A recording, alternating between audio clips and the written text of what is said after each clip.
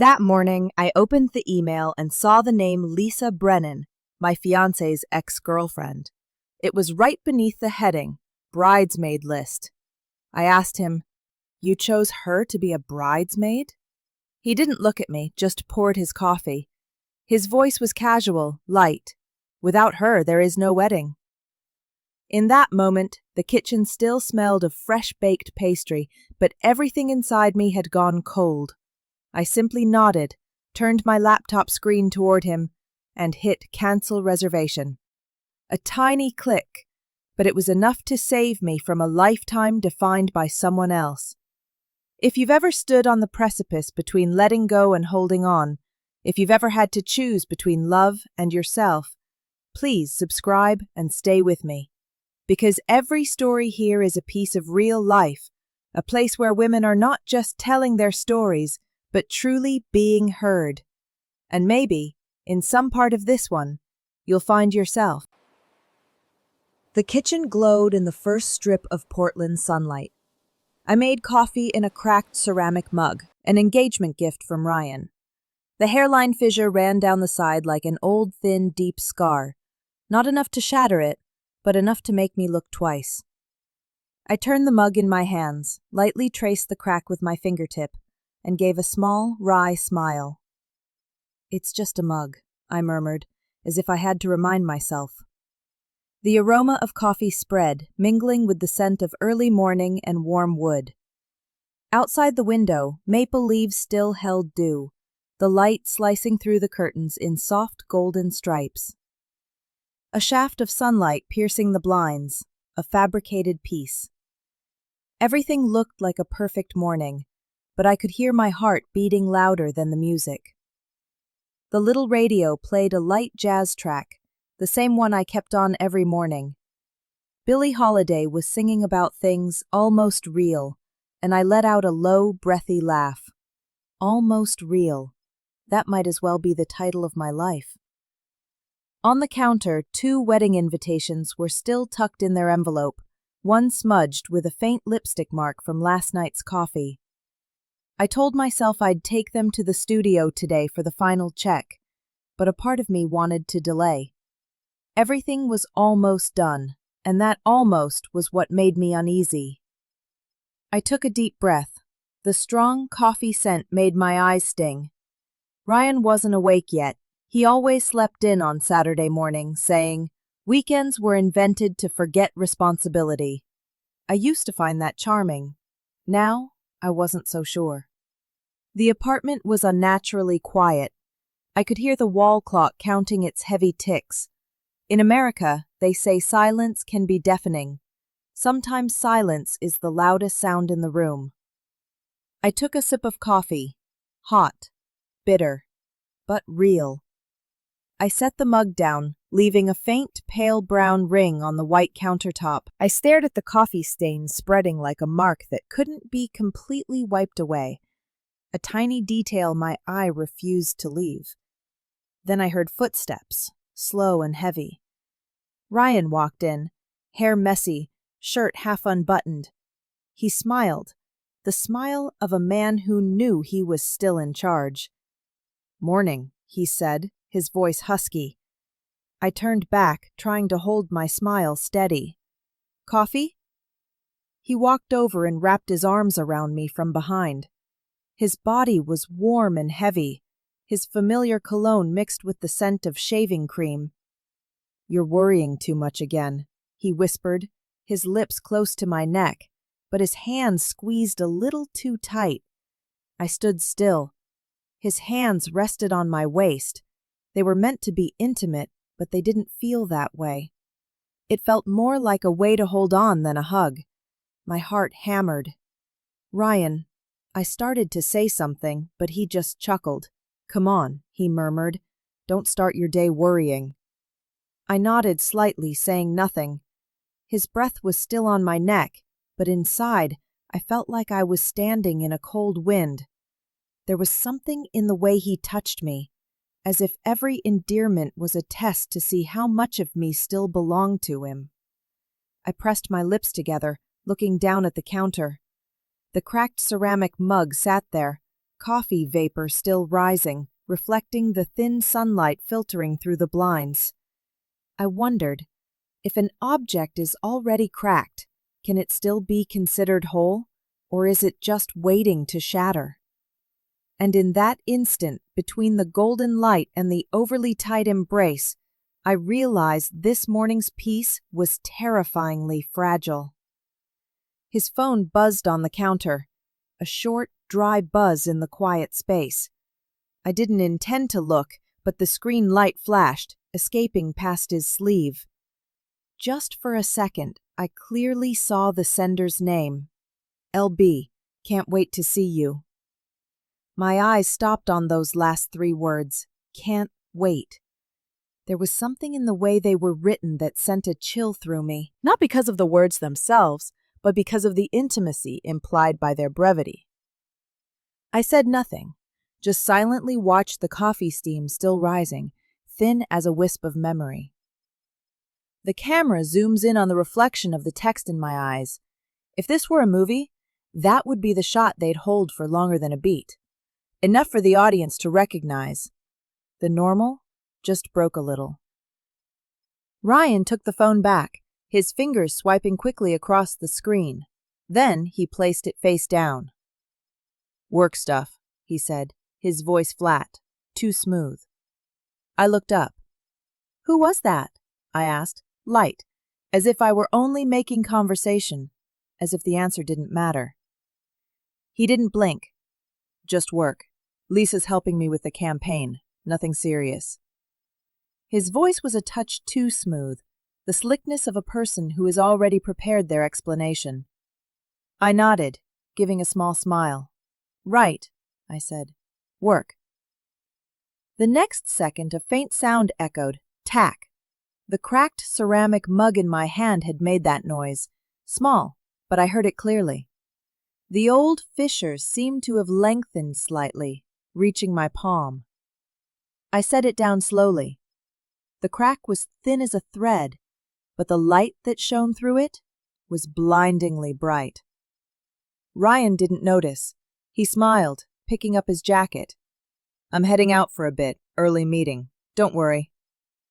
I nodded, watching him until the door closed. The deadbolt clicked softly. The kitchen fell back into silence. The jazz track had ended, leaving only the quiet drip of the coffee machine. I reached out and touched the crack on the mug. The warmth on my fingertips had cooled. I pulled open the curtain, looking outside. The sky was clear, but the wind was picking up. A few bills on the counter lifted and fell to the floor. One of them flipped over, revealing Ryan's handwriting. Deposit for Ritz-Carlton. Confirmed. I sighed softly. Everything was perfect, except for this feeling, as if someone had changed the script without telling me. If someone were watching me now, they would see a woman standing by a window, hair slightly messy, holding a cracked mug. No tears, no drama, just a widening gap between 2 people who still called each other us. I poured more water into the mug, letting it spill a little. The warm water slid over the edge of the crack, pooling into a small drop. I looked at it, and a thought struck me. Perhaps things don't break all at once, but little by little, silently, like this drop of water. Outside, the wind rattled the curtains. The light changed color. A voice echoed in my head, my own voiceover. When a relationship starts with control, silence is also a warning sign. I stood there, listening to my own voice resonating in my mind, slow, low, and clear. The way people see the flash of lightning before the storm hits. I placed the mug in the sink. This time, there was no tack, only the sound of running water, steady, cold, and clear. That afternoon, the light from my laptop screen illuminated my face. I only meant to double-check the checklist for the meeting with the wedding planner, but then my eyes stopped halfway down the column, at the 3rd name under Bridesmaids. Lisa Brennan. I read it again and then again. Each time my heart beat faster than the quiet tap of the keyboard. The camera slowly pans across the screen, lingering on that line. A simple name, but wrapped within it was a piece of the past I was never invited to enter. For a brief moment, I heard myself whisper, "No way, it must just be a coincidence." I tried to reassure myself. In the US, Lisa is common. Brennan, too. There were thousands of people with that name across the country. It couldn't be her, Ryan's ex-girlfriend, the one I'd vaguely heard about during a drunken late-night conversation. I swallowed hard, but my throat felt gritty. My finger hovered over the keyboard. The cursor blinked, patiently, as if waiting for me to touch it and delete that name. But I didn't. I just sat there, my body frozen, my heart beating slow and heavy. The sound of my heartbeat mixed with the quiet tap of the keyboard, two rhythms of life on different frequencies. I distinctly heard every click, like tiny needles piercing the air. I zoomed in on the list, then zoomed out. Nothing changed. The name was still there, glowing brightly in the white box. Lisa Brennan. I touched the screen, my fingertip cold. "It can't be," I repeated, this time silent. My face was reflected in the screen, taut, a crooked smile. I looked like someone desperately trying to act calm, but whose eyes gave everything away. I heard the sound of water running in the bathroom. Ryan was humming softly. An old tune, "You Are the Reason." He always sang that song when he shaved. I used to find it endearing. Now, the sound just weighed on my heart. The bathroom door opened and Steen flooded the kitchen, carrying the scent of mint soap. He stepped out, a towel wrapped around his waist, hair still wet. "Hey, babe," he said casually. "I need Lisa to be the maid of honor." The sounds in the room stopped. I clearly heard the drops of water falling from his hair onto the floor. 1, 2, 3. I turned, silent for a few seconds, trying to process what I had just heard. "You mean your ex-girlfriend?" My voice slipped out, small but clear. Ryan didn't look up. He smirked, walked to the counter, and grabbed a glass of water. "Don't make it sound like that," he said, his tone slightly annoyed but still soft. "She's a friend now. She knows everyone in the group. It just makes sense." I looked at him, feeling the world shrink into a tight, narrow circle of light. Everything in the kitchen suddenly became sharp. The steam, the hum of the coffee machine, even the tiny crack on the mug still on the counter. I wanted to say something, but the words stuck in my throat, heavy as a stone.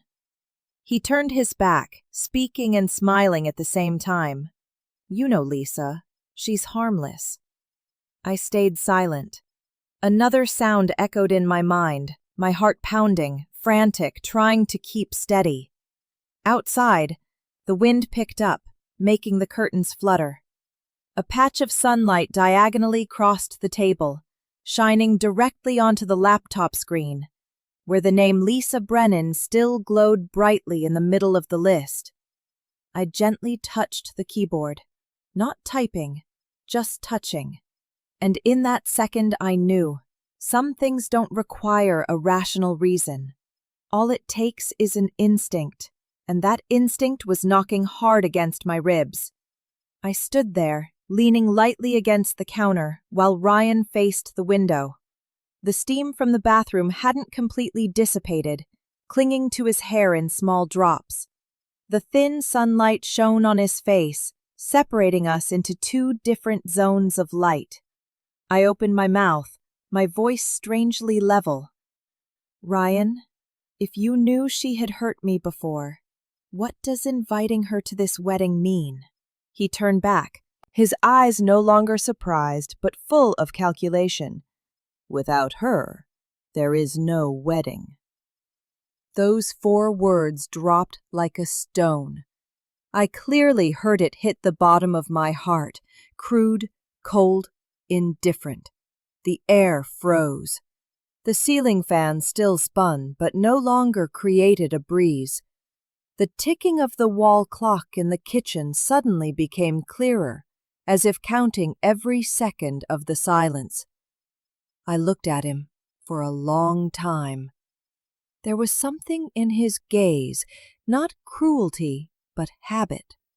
The habit of thinking that I would yield, that I would smile and nod, like always. But this time the smile faded. I felt like I was standing outside my own story, watching two strangers argue in an old movie. Him, the man who once made me believe that love was salvation. Me, the woman who thought she could save someone by staying silent. My heart beat slow, then fast, then slowed again. He crossed his arms, waiting for my reaction. "Are you going to make a scene?" he asked, half teasing, half challenging. I shook my head, my voice hoarse. "No need." That sentence seemed to confuse him. He looked at me, pressed his lips, then walked away, leaving behind the smell of cologne and a dense void. I stood still, listening to the bedroom door close. There was no locking sound, but it was enough to understand he had drawn a boundary. A chill ran down my spine. I looked back at the open laptop screen, the list of names still there, silent as a witness. A voice echoed in my head, a slow, deliberate voiceover, like my own breath. When people start attaching conditions to love, it is no longer love. I looked around the apartment. The light was growing colder, the yellow of the morning replaced by a pale blue. Our shadows were imprinted on the wall, him by the doorway, me by the counter, like two strangers. Between those two shadows was the light spilling from the computer screen, the final boundary of something that used to be called us. I gently touched the cracked ceramic mug, the fissure reflecting the faint blue light, thin as a slackening thread about to snap. For the first time, I wasn't afraid. I just felt awake, as if I had clearly heard a sound I had been trying to ignore all along. Outside, the clouds were gathering. A gust of wind blew through the window frame, causing the curtain to gently flutter. The white fabric lightly brushed my shoulder, then settled down. Perhaps the storm hadn't arrived yet, but I knew it was on its way. I sat there for a long time after the door closed. Only the cool, steady blue light from the laptop screen still shone on the counter, like a lamp in an operating room. The words on the screen were no longer clear, only the name Lisa Brennan and the small print at the bottom. Ritz-Carlton, reservation confirmed. I stood up. The chair squeaked softly. My knees were slightly shaky, but, strangely, my eyes were bright. Not the brightness of tears, but the clarity of someone who finally sees everything. The room was silent, as if eavesdropping. I looked around, seeing every familiar object as suddenly alien. The wedding dress hanging on the chair, the unopened ring box, the cracked ceramic mug still there, slowly growing cold. Ryan walked out of the bedroom, his shirt still unbuttoned, his expression a mix of annoyance and fatigue. "What are you still sitting there for?" he asked, trying to sound gentle, but his voice was sharp. I turned to look at him. Every emotion that had made me hesitate before was now silent. I spoke slowly, syllable by syllable. "In that case, there is no wedding." He froze. Then he forced a laugh as if he had just heard an unfinished joke. "Come on, Madeline. Don't start this drama again." His voice was low, mixed with a hint of tiredness, the kind of exhaustion that appears when someone feels a loss of control. I didn't answer. I just walked to the counter, my hand shaky but steady. I turned the laptop screen toward him, letting him see the hotel reservation page still open. The blue light cast shadows on his face, highlighting the lines on his forehead. "What are you doing?" he asked, half smiling, half challenging. I didn't look at him. I just moved the cursor to the cancel reservation box. He took a step forward, about to say something, but I pressed it. The sound click echoed. It was tiny, almost negligible, but in that space, it resonated like a lock clicking shut behind two people. Every other sound in the apartment instantly ceased. No more air conditioning, no more street traffic, not even a breath. In that moment, the world seemed to shift into slow motion. A drop of water on the coffee mug slid slowly down the crack, reflecting the screen's blue light. Outside the window, a maple leaf fell, spinning slowly, then vanished from the glass frame. Ryan didn't move, neither did I. Only the cursor, after that click, changed color, from black to gray. Reservation canceled. A small notification popped up. Your refund will be processed in 3 to 5 business days. I gave a faint smile. It was strange. Even the system needed a few days to accept reality. Ryan stepped closer, his face turning pale, half disbelief, half anger. Are you out of your mind? I looked straight at him. My voice was strangely calm. No, I've just woken up. He opened his mouth, trying to speak, but the words didn't come. Everything that followed was silence. A silence that I knew, with just one wrong breath, everything would shatter. I turned away, my hand lightly touching the ceramic mug. It was still intact, but the crack seemed to have deepened. A small part of me knew it wasn't the mug cracking further, but me stepping away from the old fissure. Outside, it started to rain. Not heavily, but enough to blur the light through the window.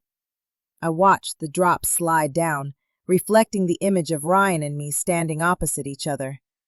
2 figures, 2 worlds. That single click didn't just cancel a reservation.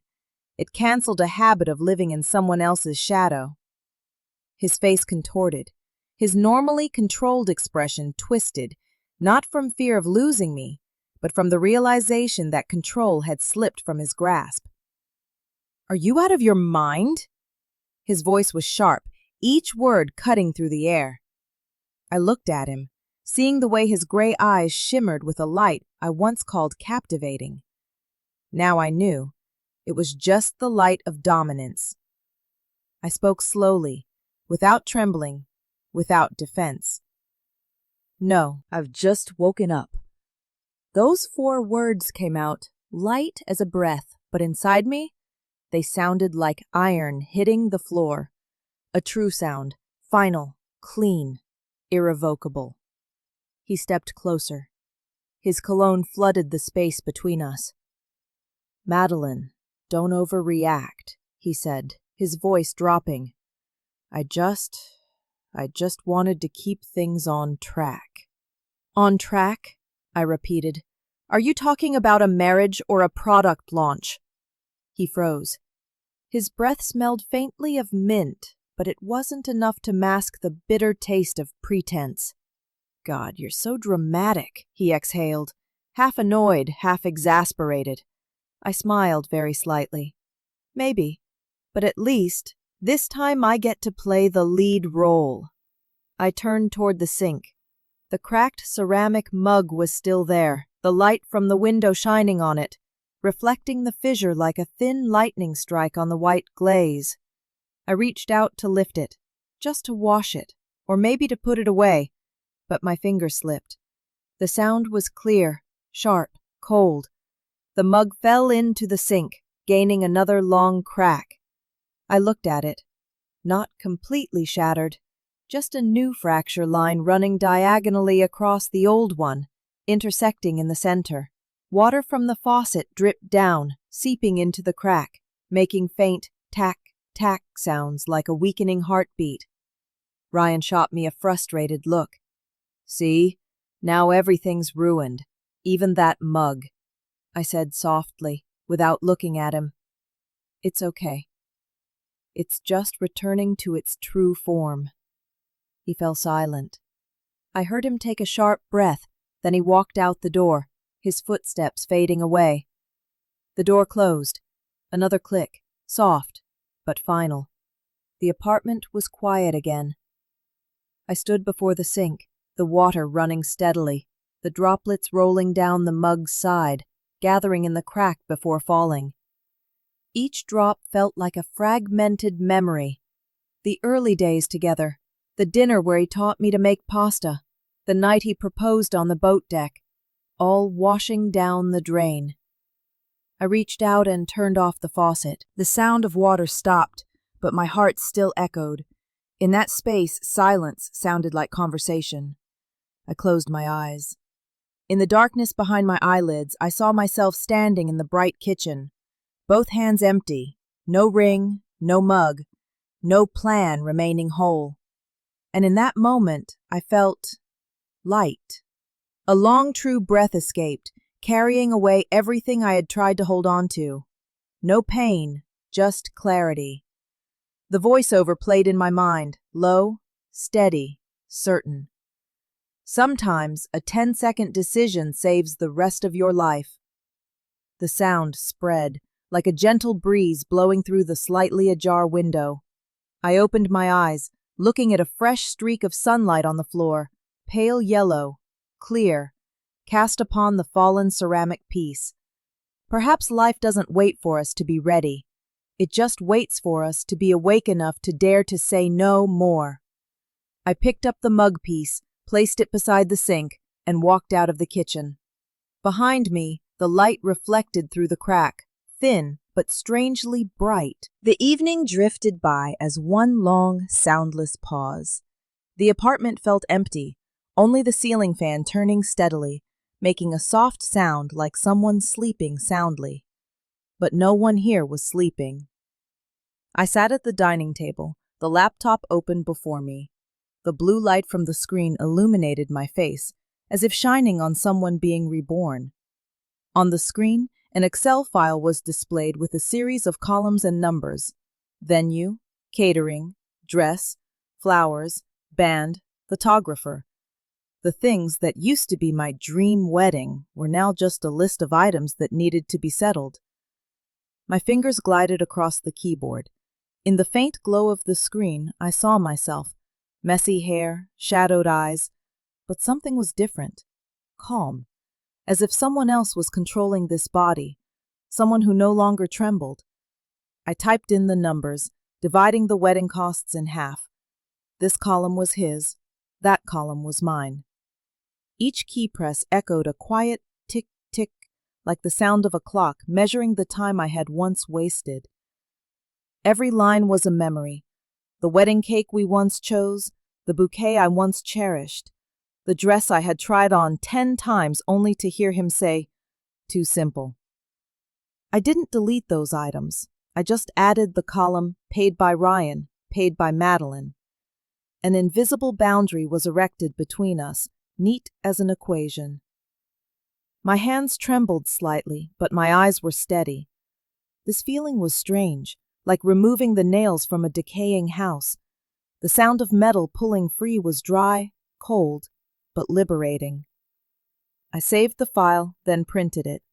The printer hummed steadily, the paper sliding through the roller, sounding like the breath of someone beginning to live again. When the first page printed, I picked it up to look. The total amount was clear, divided perfectly down to the last cent. When the printer stopped, I stacked the papers neatly on the table. Beside them was the wilted trial bouquet from the photo shoot, the rose petals now brown, the lingering scent only of dry paper and makeup powder. I sat down looking at them, the witnesses to a beautiful illusion. Then I said softly, almost whispering to myself, "This isn't revenge. This is settlement." My voice was tranquil, but another feeling welled up inside, a stillness that was almost sacred. Outside, the streetlights cast a faint yellow streak through the blinds onto the floor. I looked at it, thinking about how light still shines, even when no one pays attention. Perhaps humans are the same. We must still shine for ourselves, even when no one stands beside us to see it. I placed the signed invoice on the table, straightening the edges. From now on, everything would be transparent. No more us. Only his part and my part. In my mind, I heard the voice of Janet, my lawyer friend, from our call this morning. Make it clean, Maddie. No anger, just math. I smiled. Yes, just math. But some math saves a life. I stood up and opened the window. The night air rushed in, cold and smelling of rain. The papers on the table rustled gently, touching the dried bouquet. A brittle rose petal fell off, spun, and settled on the floor. I bent down and picked up the petal. It was crisp, fragile. I placed it in my palm, then let the wind carry it away. When the window closed, the room sank into a new kind of silence. No longer heavy, just the faint echo of the fan and the smell of freshly printed paper. I looked back at the screen. The file was still open. The document name in the corner was clearly displayed. Freedom.xlsx. The wind blew softly through the curtain, enough to make the papers on the table gently rustle. A faint whisper of sound, as if someone was turning back to a chapter I had just finished writing. One invoice tilted, the yellow light catching the final number, the total cost of a shattered dream. I looked at the stack of printed papers, the straight, cold, and precise black and white lines. They were unaware they had just marked the end point of a relationship. Everything seemed to quiet down, only the curtain still gently swaying, the white fabric like the breath of the night brushing against my hand. I leaned back in the chair, closing my eyes. I no longer felt sad, nor angry, just a quiet exhaustion seeping into every pore, every breath. I heard the clock in the living room counting the seconds. Tick, tick, tick. No one else was in this apartment but me and that sound.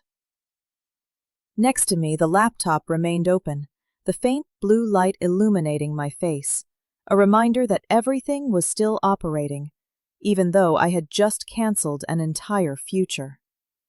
A stale sip of coffee remained in the mug. I reached for it, not realizing my hand was shaking slightly. The mug touched my lip. The bitterness had turned sour. I put it down, but my hand slipped. A small drop of coffee fell onto the counter, spreading into an irregular circle. I looked at that drop of liquid, unsure if it was coffee or a tear. In truth, perhaps there was no need to distinguish anymore, because both are hot when they fall and cold when they land. I opened my eyes, looking toward the window. Outside, the lights from the opposite building flickered. Someone was working late. Someone was still awake. Someone was also trying to survive something. This city always has people beginning and people ending. Tonight, I was just one of them. I inhaled deeply, resting my head against the chair. The curtains continued to rustle softly, along with the papers stirring in the breeze. Everything around me, the numbers, the invoices, the wilted bouquet, the coffee cup, belonged to an older version of me, the one who was so afraid of loneliness that she accepted control. And the person sitting here, me, had only one thing left: clarity.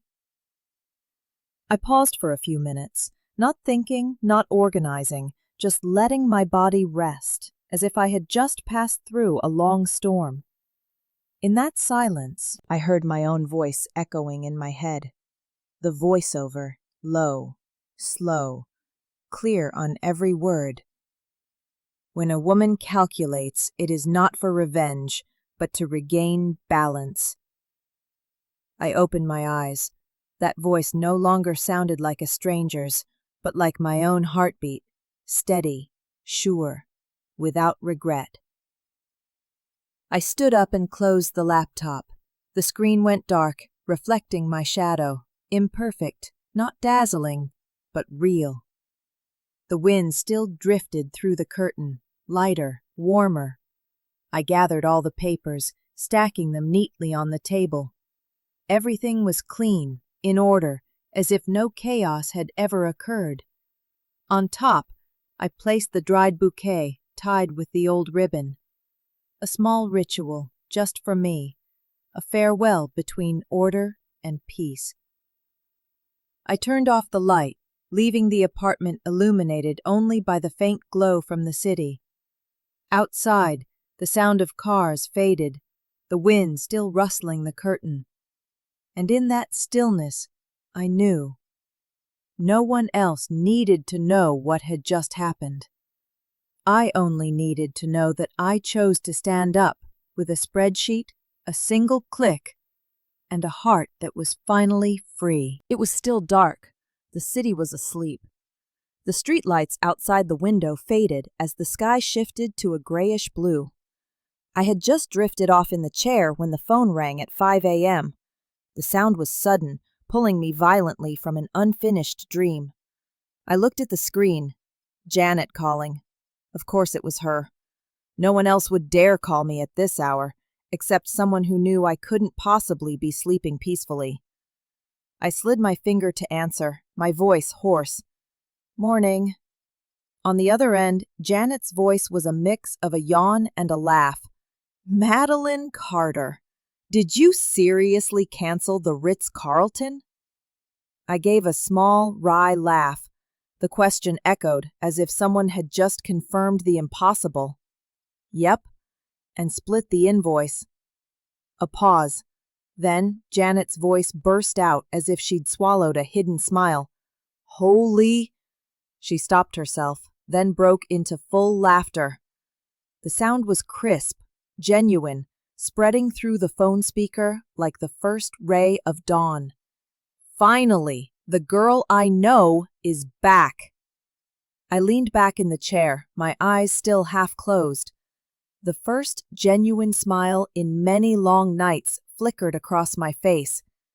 Janet, my best friend, my lawyer, the one who had witnessed every time I said, "I'm fine," while my heart was cracking like glass. Now her voice sounded both proud and relieved. "You know," she continued, "I had a whole speech prepared for this day, just in case. Want me to send you a copy?" I laughed for real, this time a full, easy sound, light as a breath. "Next time. Today, I just want silence for a bit." "Fair enough," Janet replied. "But Madeline, I have to say this." I heard the rustle of papers on her end, as if she were sitting up amidst a pile of documents. "You did the right thing. Not because he deserved to be cancelled, but because you deserve clarity." I closed my eyes. The early morning breeze slipped through the door crack, carrying the scent of cold dew and damp wood. "Clarity," I repeated, my voice soft as the wind. "Yes, maybe for the first time." Janet chuckled. "Good. Now listen to me. Turn off your phone, make a cup of coffee, and don't think anything further. The world can wait 10 minutes. I nodded, even though I knew she couldn't see it. "Okay, counselor." Before hanging up, she added, her voice softening. "Madeline, I always believed you'd wake up. I just didn't know when. And hey, next time, choose a cheaper hotel. Saves on cancellation effort." I laughed. The laughter and a sigh blended together, forming a light sound I hadn't heard in my own voice for a long time. When the call ended, the apartment was quiet again, but no longer the suffocating stillness from before. The early morning light began to seep through the window, bathing everything in a pale, cool, gentle blue. I looked around the table, the invoices, the wilted bouquet, the cracked ceramic mug. All seemed to be changing color with the new light. A thin streak of light hit the opposite wall, stretching, touching the spot on the counter where I had signed last night. I closed my eyes, listening to my heartbeat blend with the sounds outside.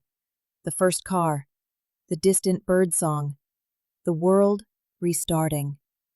Inside, a part of me was restarting too. The phone on the table was still lit. The text, "Janet, 5 a.m., hadn't timed out. I left it, not deleting it, like a small marker for the first morning after the storm. A morning with no more conditions, no more control, just me and my breath, real and complete. After Janet hung up, the apartment fell silent again, but this time it was a healing silence, no longer as heavy as the night before. I stood up and pulled the curtain aside. Outside, the sun was rising.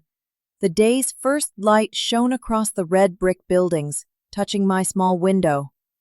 The room slowly brightened, not a harsh glare, but a thin, soft, yellow light, like a gentle touch from the world for someone who had just woken from a long sleep. On the table, the cracked ceramic mug remained. The coffee was cold, but the surface of the liquid still reflected the early sky. I tilted my head and noticed something tiny, a thin, thread-like streak of golden light seeping through the crack, sparkling. I leaned in slightly. That light seemed to come not from outside, but from the crack itself, like a wound that has stopped hurting, now only reflecting the glow of peace. In that moment, I saw my reflection in the fractured glaze, blurred, but clear enough to recognize that the woman inside was no longer the one from last night.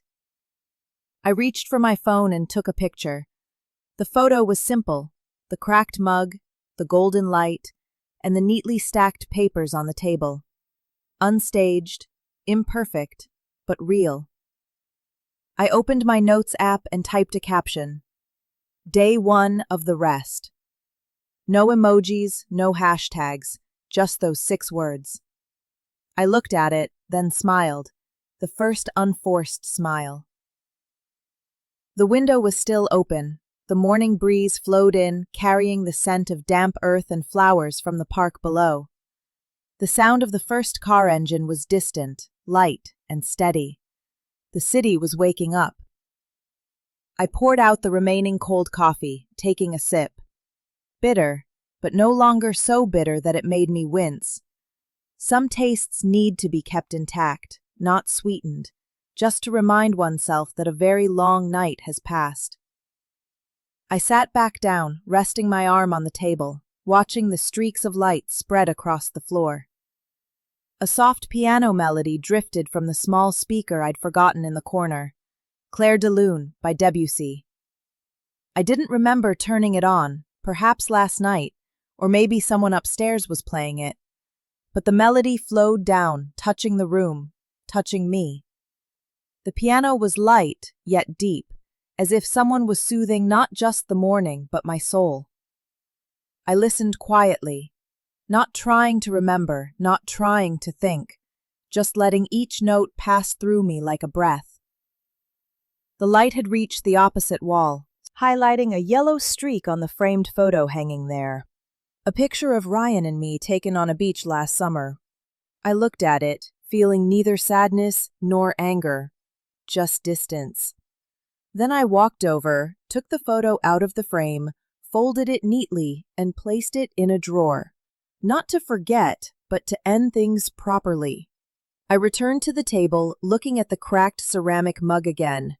The light was still there, thin as a strand of hair, yet persistently bright. I placed my hand on the table, touching the streak of light, feeling it warm my skin. Perhaps peace doesn't come after forgiveness, but after we stop lying to ourselves. And sometimes it arrives on a quiet morning like this, when everything is still, and the heart is only accompanied by the faintest sound of the piano. I leaned back in the chair, gently closing my eyes. The light brushed across my eyelids, thin as a ribbon, and for a second I could have sworn I heard the sea, even though there were no beaches nearby in this city. The first morning of the rest of my life began like this. No fireworks, no witnesses. Just the light, a cup of cold coffee, and the peaceful melody after the storm. Night fell, with a light rain. The droplets hit the window pane like a repetitive, steady, and cold tune. I sat in the armchair, wrapped in a thin blanket, listening to the slow tick of the clock. Around 8 o'clock, there was a knock at the door. 3 short taps, 1 long one. I recognized the rhythm because it had never changed. I didn't get up immediately. A part of me wanted to see how long he would keep knocking. Finally, I opened the door. Ryan stood there, holding flowers. A bouquet of white tulips wrapped in bright, rain-dampened silver paper. He offered a smile, the kind of smile used by someone who knew his expression could turn the tide. "I just want to talk," he began, then lowered his voice. "I just want to heal this." I looked at the flowers, then at him. His suit was still crisp, his shoes polished, his collar carrying the faint scent of expensive cologne. He looked like a man who had just left a party, not a man who came to apologize, but one who came to play the role of the apologizer. I stepped aside, saying nothing. He understood it as permission. As he walked in, the room retained the order I had established after the wedding cancellation. Tidy, cool, quiet. There was no trace of us in the air. He placed the bouquet on the counter, looking around as if searching for some familiarity. "Did you change everything?" "No," I replied. "Just cleared out the unnecessary things." He paused, then spoke, trying to regain the old rhythm. "Madeline, I didn't come here to argue. I just want to—" I cut him off. My voice wasn't raised, but it was sharp. "You sound like a therapist." He flinched slightly, then forced a laugh. "I just thought, maybe we both need some time. Lisa helped me understand myself better, about what I was afraid of, what I had lost. He paused, looking away. "Lisa helped me remember who I am." I looked directly into his eyes. The yellow ceiling light reflected in his gray eyes, making them look colder than they were. I asked, slowly, "And I made you feel like you weren't good enough, right?" He didn't answer right away. His jaw moved. His gaze wavered, as if searching for an escape route. A second later, he exhaled. "You always made me strive, Madeline. Too much. I'm tired." I nodded, feeling the smile heavy on my lips. "So, loving me was a marathon?" He shrugged, as if he hadn't heard the sarcasm. "I didn't say that, but maybe I need someone who makes me feel lighter." I let out a low laugh, not loud, just a breath, almost soundless. "Someone like Lisa?" He was silent. His eye slid from mine, settling on the cracked ceramic mug on the counter. "You still keep it?" "Yes," I said. "It was an engagement gift." He lightly touched the mug handle, then pulled his hand away as if touching something hot. "I thought you were still angry." "No," I replied. "I just stopped believing." That sentence made him look up. Between us, there was no distance left that could be bridged by an apology. The rain outside intensified. The streetlights cast streaks of diluted light onto the floor. He adjusted his collar, trying to regain his composure. "You always have a way of speaking that makes people feel like they're wrong," he said, his voice a half note off key. I shrugged. "Maybe you are." Neither of us spoke again. The only remaining sounds were the clock, the rain, and the interrupted breathing of two people who once believed that love could fix everything. The air was thick, not with cold, but with the unspoken things hanging between us. Every breath felt like a collision, heavy enough to be audible. I stood still, my hand resting on the counter, where the cracked ceramic mug still sat, the apartment light reflecting off the fissure like a sharp line of pain. Ryan looked at me, his eyes both probing and defensive, as if he feared that if he stayed silent for one more second, everything would crumble. I slowly turned the ring on my finger. The cold gold slipped against my skin, light yet painful. "What are you doing?" he asked, his voice husky. I didn't answer immediately. My finger kept turning, small circles, until the ring felt loose and the light caught the metal surface. I took the ring off, placing it on the counter. The sound was faint, metal tapping against wood. small but ringing louder than the rain outside the door. Ryan frowned, taking a step forward. Do you think this solves anything? I looked up, my voice strangely composed. It's not to solve, it's to end. He laughed, a distorted sound. Do you truly believe you can walk away from all of this after all this time? I looked at him. You walked away before I realized it. The silence spilled over, touching every corner of the room. The smell of rain mixed with the scent of wilting tulips, pungent and damp. Ryan's voice hardened. You're insane. I looked straight at him, without flinching. No, I'm just not afraid of you anymore. Those 4 words dropped out, light as the wind, yet they exploded in the air like thunder. He took half a step back, his eyes briefly stunned. Perhaps for the first time, he saw me not trembling under his gaze. I breathed slow, steady. My hands rested on the counter, relaxed, not clenched, not braced, not trying to prove anything. Just a small but real freedom. Outside, distant thunder rumbled. A flash of lightning illuminated the window frame. For a moment, the whole room lit up, his shadow and mine superimposed on the wall. 2 figures standing opposite each other, separated by a streak of white light. Then the flash died, leaving a gentle darkness, and I saw clearer than ever. An ending doesn't need a slammed door. It just needs one person to stop holding on. Ryan remained silent. He leaned down, picked up the ring, clenching it in his hand. I won't apologize, he said, his voice low. Because I never thought I was wrong. I nodded, my voice soft as a breath. And that is why I have to leave. He started to say something, but then stopped. He just stood there. His shoulders slightly slumped, his eyes looking around the apartment, a place that once held the traces of us, now only filled with a clean silence. Finally, he turned away.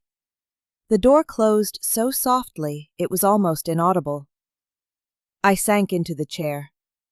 Everything was the same, yet nothing was as it was before. The rain outside continued to fall, the tiny sound fading and dissolving into the night. I looked at the faint mark the ring left on my finger, feeling as if that layer of skin could breathe after years of being constricted. The room now held only the sound of the clock, steady, slow. For the first time, I didn't find it frightening. I raised my hand, gently rubbing my wrist where he used to grip me. No more indentations. Only the warmth of freedom which had just found its way back. Late afternoon. The rain had stopped, but the city was still covered in a thin layer of dampness, as if reluctant to dry. I chose a quiet, deep corner of a small coffee shop on Morrison Street, where the light streamed in through the window, dividing the room into 2 colors, light and dark. I arrived 10 minutes early. Derek had texted that he would come with something I needed to see. That phrase was enough to make my heart clench. We had never met. I only knew him by a name, Lisa's current boyfriend. When the door opened, I knew it was him. A man in his early 30s, tall, thin, a black coat damp with rain, a laptop in his hand. His face no longer held the anger of the betrayed, but the fatigue of someone who had once believed in something false. He looked around, found me, and gave a slight nod. I returned it with a polite smile, the kind of courtesy reserved for those who share a mutual suffering. Madeline? Yes. Thank you for coming. He sat down, placing the laptop on the table. The click sound as he opened the machine sounded like the unlocking of something neither of us was sure we wanted to see. The screen lit up, reflecting our faces. 2 strangers pulled into a storm by the same couple. Derek took a deep breath. I don't know how to phrase this gently, he said, his voice husky and slow. But perhaps the only way is to just show you. He opened a folder, double-clicking. A series of messages appeared. Sender, Ryan Mitchell. Recipient, Lisa Brennan. I could hear my heartbeat in my ears. blending with the sound of his fingers on the trackpad. He scrolled down, stopping at one line. The cursor hovered over it, the message box zoomed in, every word clear. "We'll make her cancel herself." I read it slowly, each word colliding in my mind. "We'll make her cancel herself." They didn't just cheat, they planned. They didn't just deceive, they calculated. Derek was silent, letting me read it for myself. I froze. My hand covered my mouth, not to stifle tears, but to keep a gasp from escaping. The light reflected tears on my cheek, making them look like lost streaks of light. I don't know how long I sat like that. I only knew that the sound of the wind outside, the voice of the barista, everything seemed compressed. Derek pulled the laptop closer to me, scrolling down a few more lines. A message from Lisa. "She's too proud. Let's just watch her fall apart." And Ryan's reply. "She will. They always do." I closed my eyes, as if by not looking, the words themselves would vanish. But they remained, bright on the screen, evidence of a game where I was the main character, yet unaware I was being set up. I opened my mouth, but no sound came out. Derek spoke softly. "I found these in Lisa's cloud storage. She forgot to turn off sync. When I read them, I realized I wasn't angry anymore. I just felt empty." I looked at him. In the light slanting through the window, his face was as faded as a memory.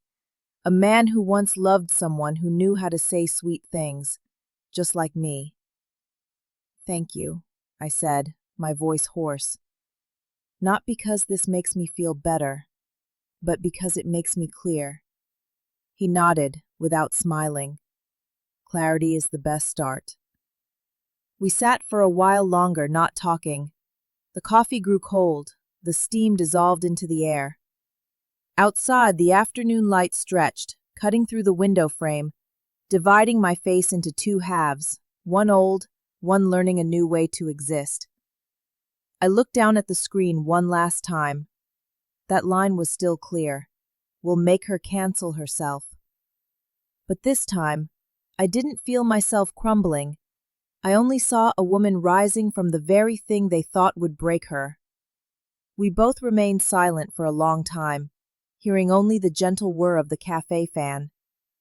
Derek turned the cup in front of him. The coffee was cold. A faint ring of oil settled on the surface. He stared at it, his eyes vague, like someone trying to figure out where they went wrong. Finally, he looked up. His voice was quiet, even. "They lied to both of us." I nodded, saying nothing. Not because there was nothing to say, but because any words felt meaningless in this moment. In some imaginary frame, two people who were once at opposite ends of a betrayal story now sat together, not to blame, but to confirm that neither of them was crazy. I looked out the window. The sky had brightened, fragile, as if the city was trying to forget the rain this morning. The light shone obliquely onto the laptop screen, the messages reflected onto the wall, slowly blurring. I reached out and placed my hand on the touchpad. The cursor blinked in the corner of the screen, as if waiting for a command. I opened the Save As option. The default name appeared, New Folder 1. I deleted it, then slowly typed Freedom Files. Each letter appeared on the screen, steady, definitive. Not because I needed to save it for retaliation, but because this was the first time evidence didn't scare me, but gave me clarity. "What are you going to do with these?" Derek asked. I smiled softly. "Nothing. Just keep them." "As evidence?" "No," I said, my eyes fixed on the screen.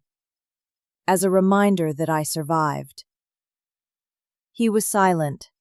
He seemed to understand. I clicked Save. A small click sounded, like the closing of an old chapter. In the top right corner of the screen, the new folder icon appeared, Freedom Files. I looked at it for a moment, then closed the laptop. In that space, the light changed slowly. The first rays of the afternoon sun fell across the wooden table. The coffee in the cup was completely cold. The steam vanished. Nothing was boiling anymore. Only peace remained. I looked up, meeting Derek's eyes. He nodded slightly, like a farewell between two people who had just shared a storm that neither wanted to recall. "Take care of yourself, Madeline," he said. "You too," I replied. We stood up almost simultaneously. No need to shake hands. A kind of understanding required no ritual. As he walked out, the cafe door opened and closed, the wind chime jingling softly. The breeze from outside rushed in, blowing a napkin on the table, folding it, and then it settled. I sat there for a few more minutes. The chair back was still warm. The space around me slowly returned to its normal rhythm. The clinking of spoons, the whir of the coffee machine, the laughter of a young couple at the next table. I looked around, realizing that life continues, even when someone has just lost an old version of themselves. I opened my phone, seeing the faint light emanating from the screen. No text from Ryan. No need for one. Something inside me had shifted, small, like a wound beginning to heal. I breathed slowly, inhaling deeply. The rich smell of coffee, the old wood, and the last warmth of the afternoon blended together. Voiceover, low and clear. Not all evidence is meant for litigation. Some is just a reminder that you survived. I opened the laptop again, the blue light illuminating my face. The Freedom Files icon was still in the corner of the screen, small but clear. I smiled. Perhaps freedom isn't loud. It just begins with a file save, a breath, and a woman who knows she will never be silent again. Late afternoon. The sky was thick with clouds, as if it was about to rain, yet not a drop fell. The air was heavy, thick with moisture, making my small apartment smell of old wood and cold coffee. I was tidying up my desk when there was a knock at the door. 3 short, slow taps, then silence. I opened the door. My mother stood there, small frame, an ash-colored wool coat, her eyes tired but still bright. She gave a faint smile, the kind of smile, half apologetic, half tender, of someone carrying something difficult to say. "Are you all right?" she asked, her voice sounding afraid to break something fragile. I nodded, inviting her in. She stepped slowly, looking around the apartment. White walls, a tidy desk, not a single photo still hanging. She sat down in a chair, opened her handbag, and pulled out an old cream-colored envelope that had yellowed slightly. "Your father left this for you." She placed the envelope on the table, her hands gently clasped, as if she had been waiting for this moment for a very long time. I looked at the envelope. No address, just my name, written in his familiar hand, slightly slanted, definitive, simple. The way he always signed notes left on the fridge. "Daughter, remember breakfast." "I never knew what he wrote," Mom said softly. "When he passed, he told me I had to give it to you personally, at the right time." I looked up. "How did you know it was now?" She looked at me, her gaze sad but certain. "Because you finally let go." I didn't ask anything further. We sat in silence, only hearing the wind swirling around outside the window. I tore open the envelope, my hands trembling slightly. Inside was a single sheet of paper, folded in half, smelling of old paper mixed with oak wood. I opened it. his slanted handwriting running down the page.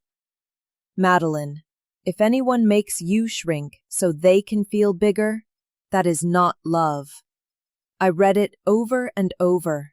Simple lines, yet carrying the weight of the truth I had forgotten. True love never asks us to diminish ourselves. His voice seemed to echo in the room, not loud, not lecturing, just the whisper of a father who understood his daughter a lifetime too late. I sat motionless. My hand rested on the letter, feeling like I was touching his lingering warmth. I was breathing in quick, short gasps I hadn't noticed. Then the tears just came, unrestrained. I started to cry, the tears falling onto the crack in the mug. The familiar ceramic cup still lay there, right next to the envelope. The tear fell exactly into the fissure, spreading into a small, bright streak, as if the mug was breathing with me. I raised my hand to cover my mouth, not to suppress, but afraid to shatter this moment, the moment when, for the first time in months, I allowed myself to be weak. Mom stood up, walked closer, and placed her hand on my shoulder. "You know," she said, "your father wrote this letter 3 months before he died. He said you would need a lamp, not advice." I didn't answer. I just grasped my mother's hand, squeezing it softly. A second tear fell, hitting the edge of the letter, soaking into the word love, blurring the ink. But I could still read it. Love. Not something that makes us smaller, but something that helps us stand taller. I looked out the window. The clouds were breaking up, a soft light shining into the room. The letter trembled faintly in my hand, and the mug, its old crack, was now shimmering with a golden light.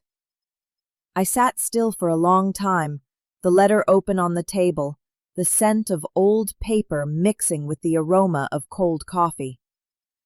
Everything in the apartment became so quiet I could hear my own heart.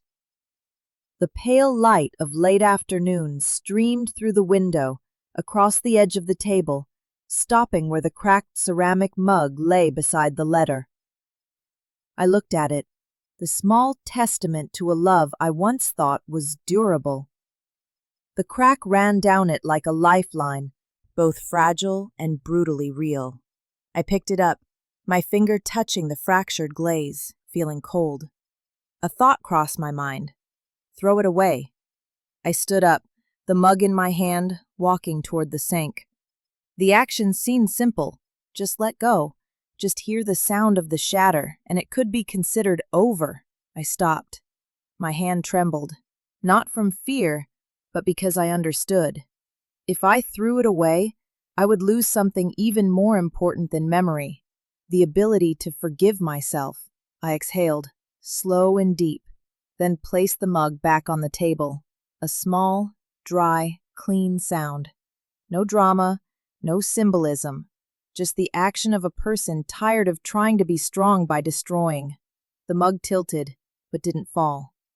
The light from the window shone on the crack, making it reflect a thin streak of light, so thin I thought it was an illusion. But it wasn't. The light was real, moving with the rhythm of the wind, like a thread of gold just pulled out of the darkness.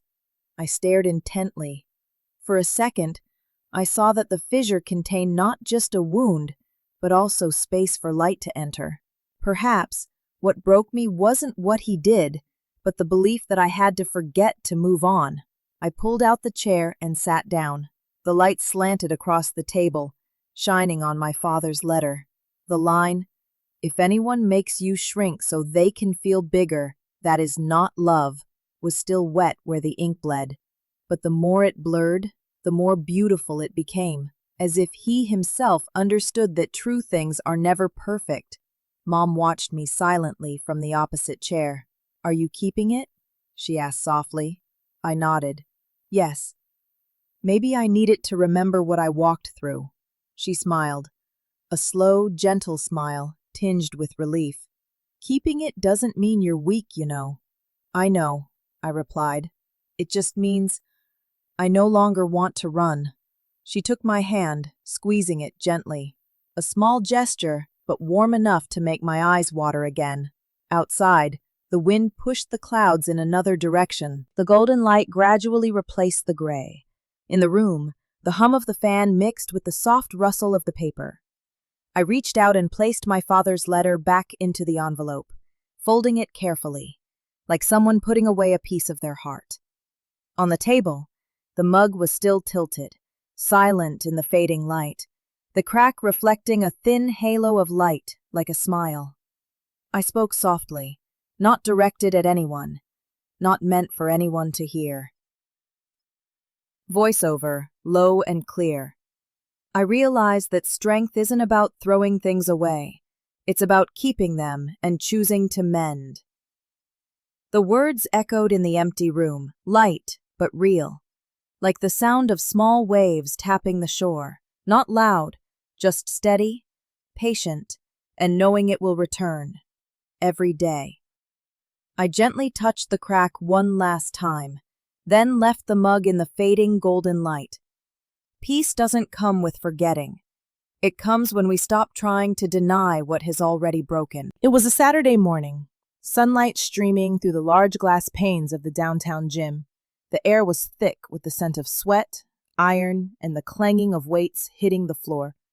I wasn't there, but the entire exchange was captured in a short video clip Marcus sent me. The shaky footage was clear enough for me to feel every pulse of tension. Marcus confronted Ryan between the rows of weight machines. Both men wore gray shirts, sweat dampening their shoulders, their breathing heavy. The harsh white ceiling light shone down, making their faces look like cold metal. I knew my brother, a man who always stayed within the boundaries of reason, who once told me, "Don't let emotion make you small." But that morning, I saw a different look in his eyes, a mixture of anger and protection, silence and storm. The video began with Ryan saying something, his voice low, challenging. The background noise of the running machines muffled a few words, but I caught the phrase, "She made me look bad." Marcus set his barbell down, the metal hitting the floor with a sharp, heavy clang. He stood straight, facing Ryan, without flinching, without blinking. "You got a problem?" Ryan sneered. Marcus replied, his voice clear on every word. "Real men don't need the past to justify the present." The sentence echoed in the crowded space, yet landed with the force of absolute stillness. People exercising nearby stopped. A tall man put down his weights. A woman pulled out her headphones. Everyone turned to look. The surrounding noise died down.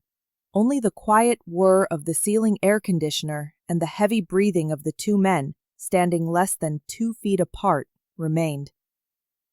Ryan smirked, the kind of smile that was half contemptuous, half masking his discomfort. "You don't understand. Marcus cut him off, quick and cold. "My sister didn't ruin you. You did that yourself."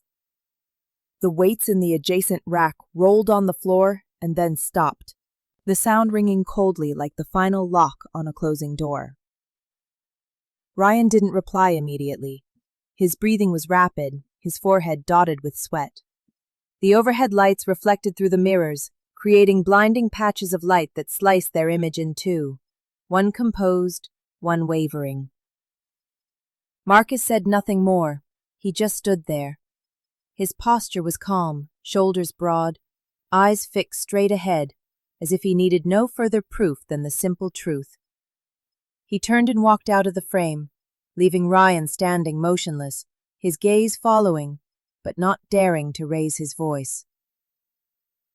The video ended abruptly with Marcus walking down the hallway, grabbing a water bottle, the sound of the cap popping open with a decisive click. I watched it again and again, not because I wanted to feel gloating, but because it contained something I had never seen. The power of clarity. The thing I had lost for too long, I leaned back in the chair, the light from the screen reflecting on my hand. In the corner of the video, a wide mirror, and I realized my own reflection in it.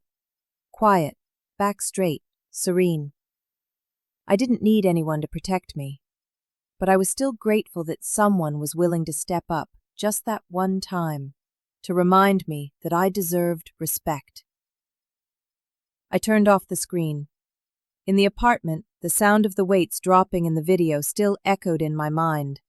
A cold sound, but real, like the final period mark of a painful chapter. At the end of the video, Ryan walked away, head bowed, his shoulders slightly trembling. No one touched him. No one said another word. The people around them gave way, making space, while Marcus remained standing, quiet as a stone in a swift current.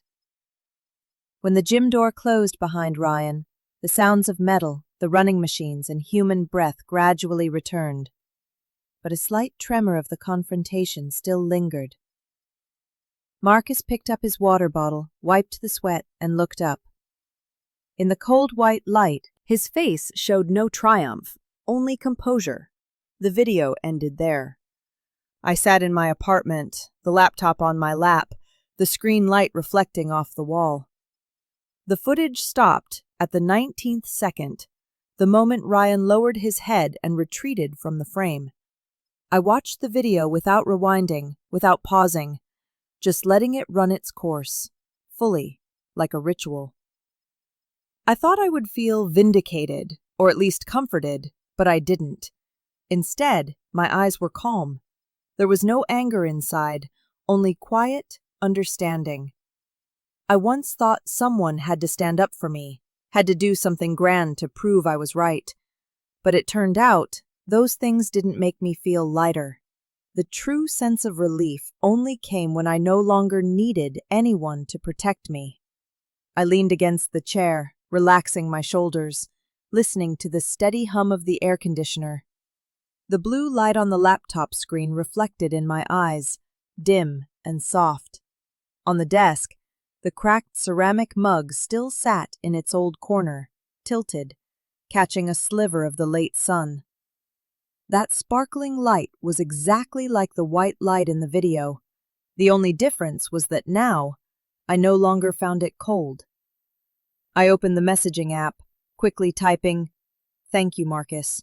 You don't need to say anything more. I understand." Then I deleted it, without sending. A part of me knew he understood too.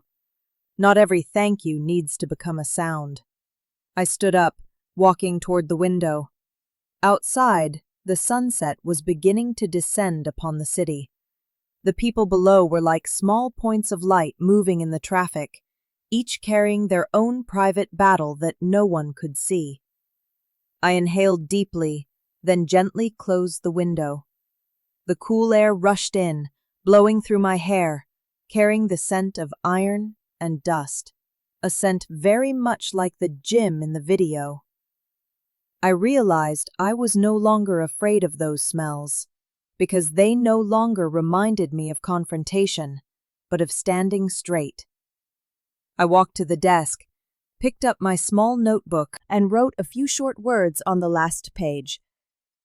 I once wanted to be protected by someone. Now, I have learned to stand straight by myself. My handwriting was slightly shaky, but steady. No need to write more. No need to explain. I closed the notebook, placing it next to the ceramic mug, my fingers brushing over the crack that still reflected the last light of the day. In that silence, I understood that peace doesn't come when we are defended, but when we no longer have to beg for it. In the distance, the sound of traffic softened, blending with the slow rhythm of the apartment's breathing. Everything around me, the mug, the desk, the light, the wind, stood still, as if the world was also waiting for me to realize. Freedom, sometimes, is just the act of no longer needing anyone else to validate you. I smiled faintly. A smile that held no bitterness, no heavy weight, just a small smile, like someone who has just stepped out of a storm, knowing they will never go back. Late afternoon. The cafe on the corner of Burnside Street was almost empty, with only a few people clearing cups and saucers. The rain had just stopped. The smell of damp earth mixed with a lingering scent of espresso in the air. I walked in, looked around, and saw Catherine, Ryan's mother, sitting at a table in the deepest corner. She still held the composed demeanor of someone who had long lived in a world where emotions must be carefully concealed. Her hair was short, she wore a beige cardigan, and her pearl necklace shone softly under the warm yellow light. As I approached, she looked up, offering a fragile smile. It wasn't a greeting, but more like an acknowledgement. Finally, we have to talk about this. I sat down, took off my coat, and the warmth from the freshly placed cappuccino cup spread through my hands.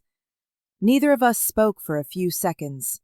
The wall clock ticked slowly, steadily, and I realized my heart was following the same rhythm. Catherine broke the first silence. "Thank you for coming, Madeline." Her voice was husky, but clear. The pronunciation of someone who has had to say too many difficult things in life. I nodded slightly. I wasn't sure I should be here. "Perhaps not," she replied, "but there are things that, if left unspoken, will speak for us." She leaned down to her handbag, pulling out an old folder, its paper edges frayed and yellowed. When she placed it on the table, the paper hitting the wood made only a faint sound, but in the quiet room it echoed like a knock on the door. "This is not the first time," she said, her eyes never leaving the documents. I looked down, confused. She opened the clasp and pushed the stack of papers toward me. Inside were photos of other women, one by one, their faces blurred, but enough to see a familiar pattern. Wary eyes, forced smiles, slightly withdrawn postures. She didn't need to explain. I knew instantly. "Lisa and Ryan," she said slowly, pausing between each name. "They've done this before. It's a kind of game. Affection, money, power, all mixed up." I leaned down to look at the photos. One woman stood outside a courthouse holding an envelope. Another sat in the car, eyes red, yet trying to smile. They all shared the same look, simultaneously hurt and belatedly clear. I felt my chest tighten, not from pain, but from the shock of recognizing the repetition of that cruel pattern. Catherine poured a little more coffee. The bitter smell spread, masking the musty odor of old paper. "Where did he learn to hurt people like that?" I asked, unsure if I wanted to hear the answer. She smiled faintly, a weary smile. "No one taught my son that," she said. "He just saw too many times that I let others do it to me, and he thought that was the way to live." I looked up, into her eyes, pale gray, very similar to Ryan's, but without the arrogance, only regret. "Were you fooled by Lisa too?" She shook her head. "No, but I believed her long enough to allow her into my home. I thought I was helping my son heal. It turns out I was only helping him cover things up."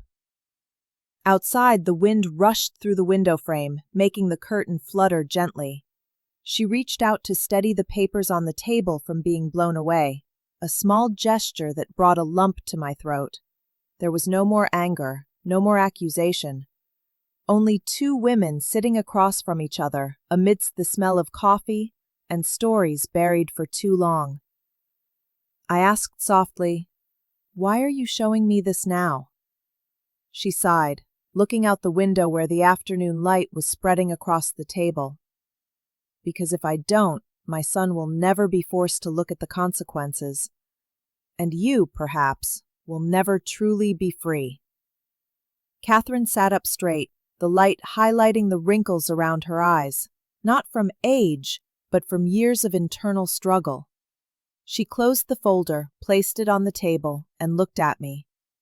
Those eyes were no longer trying to control the situation, no longer defensive, only the raw honesty of a mother who saw her son's fault and could do nothing to fix it. "I'm not asking for your forgiveness," she said slowly, her voice husky, mixing with the steam of the coffee. "I'm only asking you not to lose faith in yourself." I looked up slightly. The statement wasn't an excuse, nor was it an apology on Ryan's behalf. It was like a plea, small, sincere, and utterly without justification. She turned the cup on the table with both hands. I noticed her hands trembling, her fingers dry and bony, just like my own mother's hands in her final years, hands that were used to clenching tightly to maintain composure against every loss. I didn't know what to say, so I just looked at those hands and whispered, "I won't. Thank you." She paused for a second, then offered a smile, a thin smile, as if a long-carried burden had finally been lifted. She nodded, picked up her coffee cup, but didn't drink. We sat in silence, only hearing the first scattered drops of rain beginning to fall outside the awning. Neither of us spoke again, because between two women who had navigated different versions of the same pain, words suddenly became redundant. The light in the cafe softened, reflecting through the window glass in warm golden streaks. The wind carried the scent of rain and damp wood into the space between us. She looked outside, where a man was rushing to find shelter from the rain, and said as if talking to herself, "Sometimes women survive not because they are stronger, but because they know when to stop." I nodded, and when to be silent. She looked over, her eyes surprised and touched. We both smiled, a very faint smile. The rain fell harder, tapping a steady rhythm on the window pane. The sound wasn't sad. It just reminded us that some things cannot be changed and don't need to be. I looked at her, seeing in the woman across from me no longer his mother, but a person, also learning how to live again after someone else's mistakes. A part of me wanted to take her trembling hand, but I didn't. That gesture would make this moment maudlin, when it was beautiful in its very silence. The ceiling light reflected onto the table, spreading around the closed folder. I placed my palm on the edge of the papers, gently pushing it toward her. "Keep it," I said. "Maybe there will be a time when you need it more than I do." She looked at me, not asking why, just nodded. The wind softly ruffled the curtains. The light outside shone through the thin layer of rain, blurring everything gently. We sat for a few more minutes, silent, and in that quiet, pale gold stillness, I realized two women from two different generations finally understood one thing. Silence is also a choice. Not silence out of fear, but the maturity to know that not everything needs to be spoken. When I left the cafe, the rain had eased. On the table, 2 coffee cups remained, one half full, one empty. And the old folder lay silently under the light, no longer evidence, but a witness to 2 people who endured the same mistake in 2 different ways. On the 12th floor rooftop, the gentle wind carried the scent of jasmine from the potted plants lining the railing. The city below glowed brightly. Thousands of windows like small stars, opening up to a night unlike any other in my life. Friends stood in a circle around a long table. Wine glasses sparkled under the suspended yellow lights. No wedding dress, no veil, no ceremony. Just familiar faces, genuine smiles, and a handwritten sign hanging between 2 strings of fairy lights. Unwedding party. I wasn't sure who first came up with the name, maybe Janet, maybe Marcus, but it was so perfect it made me laugh. A party to celebrate a wedding that didn't happen. A night to thank myself for stopping at the right moment. The small table was covered with a cream-white cloth, and on it sat a cake with 3 broken fondant chains, dusted with a subtle metallic luster. Janet said it symbolized the broken ties but no need for hatred. I looked at the cake, my finger lightly tracing the metallic line reflecting the light. Beautifully serene. Soft background jazz played, mingling with the clinking of glasses and laughter. The atmosphere was warm but not loud. Everyone understood tonight wasn't about being happy, but about breathing. Marcus approached, a glass of wine in his hand, shirt sleeves rolled up, a smile that was half teasing, half proud. He stood in the middle of the rooftop, signaling for everyone to quiet down. The wind gently swayed the sign behind him, the yellow lights twinkling in his hair. He spoke loudly, his voice echoing clearly in the open space. When someone said, "Without her, there is no wedding," he paused, looking at me. My sister said, "Then there is no wedding." Laughter erupted around the table, buoyant and warm. Some whistled, some raised their glasses, some shook their heads, laughing through tears. I laughed too, not because the quote was funny, but because it was true. I had once thought love was irreplaceable, until I realized self-respect is, too. Marcus continued. She didn't just cancel the wedding. She canceled the limits others tried to put on her. Tonight, he raised his glass high, we celebrate freedom disguised as failure. Everyone applauded, the sound of glasses clinking ringing out like rain on a tin roof. Janet raised an eyebrow at me, her eyes both mischievous and touched. "You know, Madeline," she said, "I've seen you smile countless times, but never as real as tonight." I replied softly, "Maybe because this time I don't need a reason to smile." The music shifted to a slow ballad. A few people started dancing, their shadows stretching long on the light-colored wooden floor. I stood leaning against the railing, the wind catching my hair, watching the stream of traffic below, looking like bright, moving streaks. On the table, the light shone down on the metallic cake, the 3 broken chains glinting under the faint moonlight. I saw my own image in it, imperfect, but having finally unlocked the last latch in my heart. Marcus came over, placing a hand on my shoulder. "You okay?" "I am," I replied, looking at him. For the first time, truly okay. He nodded, then clinked his glass against mine.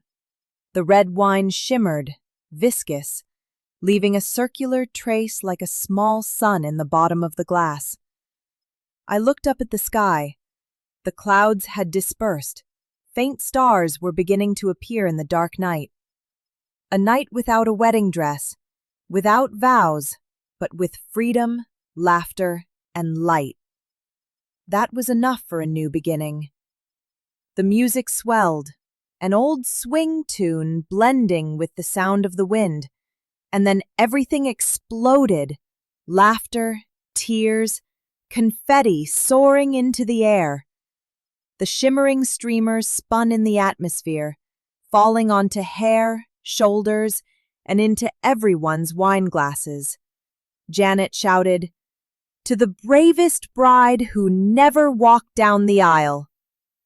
The group burst into applause, the cheers echoing like waves. I stood in the circle of people, confetti swirling around me, the scent of wine and the night air intertwining into a strange, intoxicating blend. No more pity, no more curiosity. Only the warmth of people genuinely happy for my return. Marcus handed me another glass of wine, the thin glass, red like a streak of evening sun trapped in the night. He said, "This time, a toast to you, not anyone else." I looked around. My friends were still dancing, laughing, and crying all in the same breath. Janet was wiping smudged mascara, still yelling, "This is better than any wedding I've ever been to." I smiled softly. The sky above opened into a deep, black void, dotted with scattered stars. The wind swept through the string of yellow lights, making them tremble slightly like a breath. I raised the glass of red wine, the light reflecting off the surface, creating shimmering streaks. I inhaled deeply, my voice resonant but low, letting each word pass through the air like an affirmation. Cheers. To freedom, disguised as failure. Everyone repeated in unison. Cheers! The glasses clinked, wine lightly spilled, the red drops falling onto the wooden floor like small, musical notes. Janet laughed, clapping. Say that again, girl. That's going on a t-shirt. Marcus tilted his head back, draining his glass, and raised his hand, shouting, To my sister, who finally remembered who she is. I looked at him, smiled, then took a sip. The wine touched my tongue, its flavor intensely dry, slightly sharp, the kind of taste that warms the throat but soothes the heart.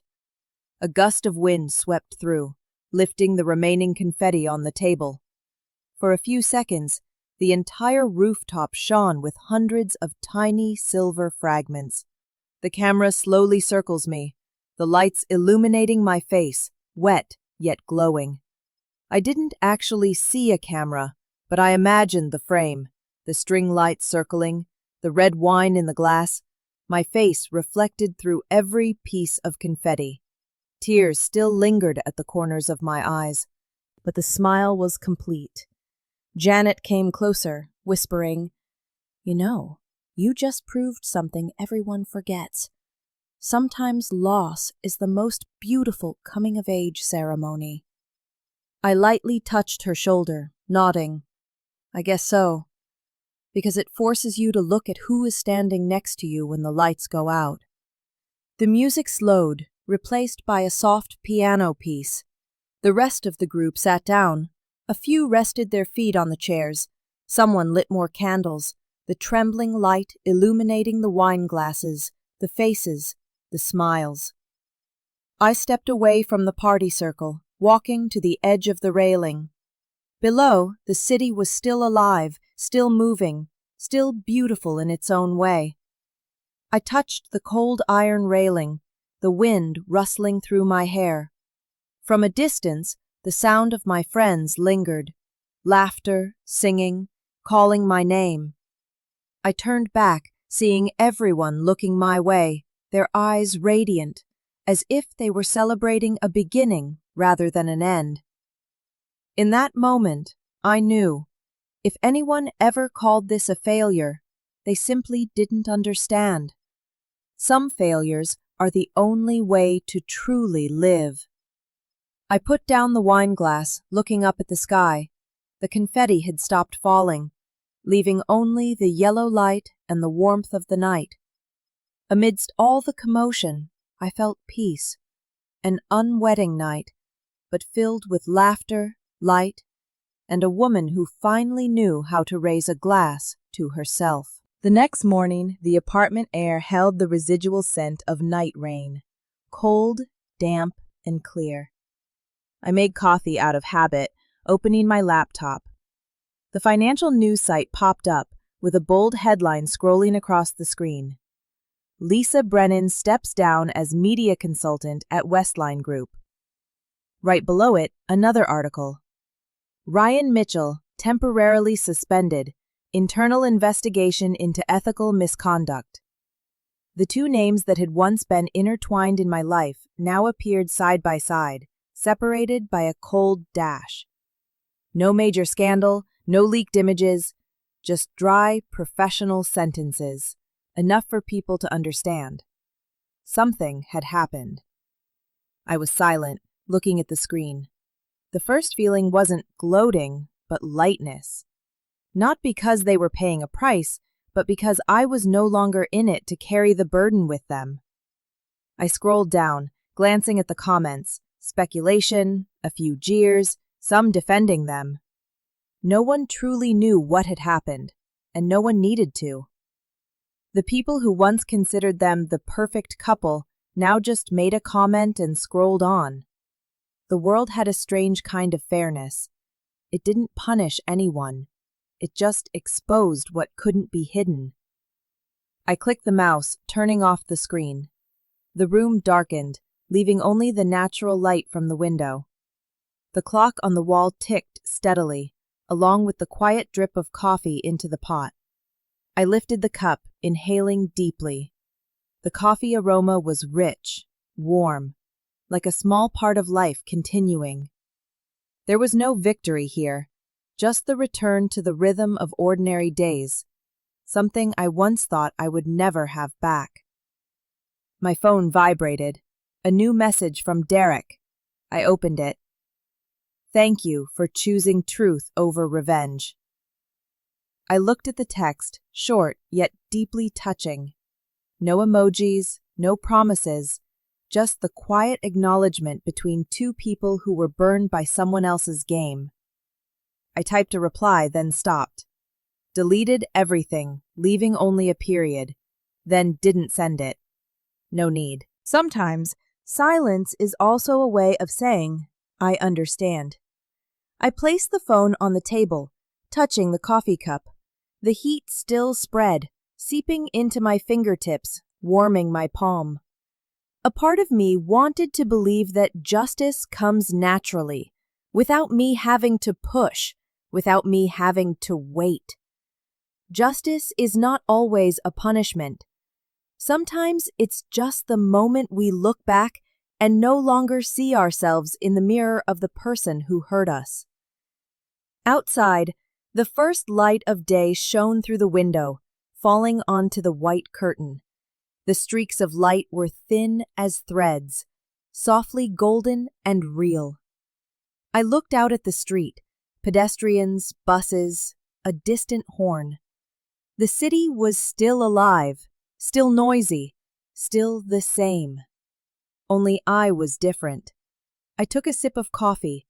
The bitterness lingered on my tongue, then turned sweet at the finish. Like the truth, not easy to swallow, but necessary to swallow whole to move on. On the desk, the laptop remained off. The black screen reflected my face, not radiant, not tired, just still. I touched the spacebar, then pulled away. No need to turn it back on. That news didn't need a second reading. Next to it, the cracked ceramic mug still lay in its old spot. The light shining through the fractured rim sparkled like a thin thread of gold. It suddenly occurred to me. Perhaps everything finds a way to heal itself, provided we stop stirring the wound. I picked up the phone again. The screen was still lit with Derek's message. That short line just lay there. Thank you for choosing truth over revenge. I looked at it for a moment, then started typing. No need for two. No need for revenge. Consequence is enough. I reread the sentence I had just written. No edits, no hesitation. Sent it. A second later, the red receipt appeared, then no reply. I smiled faintly. Silence, this time, was the most complete response. I put the phone down, leaning back in the chair. The apartment was so quiet I could distinctly hear the wind slipping through the window, making the curtain sway gently. The thin white curtain moved very slowly, like the room's gentle breath. The outside light flooded in, pale yellow. A few papers on the table trembled slightly, then lay still. Everything was so small, so pure, that I realized there are moments that don't need music, don't need words, to be called peace. I closed my eyes, not to hide, but to clearly feel the stillness of the morning. No traffic noise, no phone calls, no interruptions. Only the breeze touching my neck. So soft it felt like a touch from someone who once loved me. I remembered the long nights before, when I wished Ryan would admit his fault, wished Lisa would be exposed, wished everyone would see I was right. Now I wished for nothing. Not because I was noble, but because I understood. No one truly wins after hating. On the desk, the laptop was still off. I could turn it back on, read the news again, re-examine every detail, but I didn't want to. What needed to be clear was clear. The rest, I left for the darkness to keep. I poured another cup of coffee. The aroma filled the room. The heat rose in a thin plume of smoke, dissolving into the air current passing the curtain. That sound, the curtain touching the window frame, the cup tapping the table, made me feel that I was still alive, real and present. Perhaps justice sometimes isn't a verdict or an apology. It's the fact that I can still sit here in the quiet morning and no longer feel my heart contract. I looked toward the cracked ceramic mug. The old fissure was still there, thin and bright, like an indelible trace of memory. I gently turned the mug, letting the light shine through the ceramic rim. Each crack lit up, looking like a small map of what I had once lost. Outside, the wind picked up again, light but steady. The curtain swayed, like the breathing of someone in deep sleep. I stood up, went to the window, and pulled the curtain aside. The city stretched out under the light, the rooftops wet from the night rain, the streets sparkling clean as if they had been washed. I opened the window, letting the wind rush in. The smell of earth, sunlight, and coffee blended into a familiar scent, the scent of the present.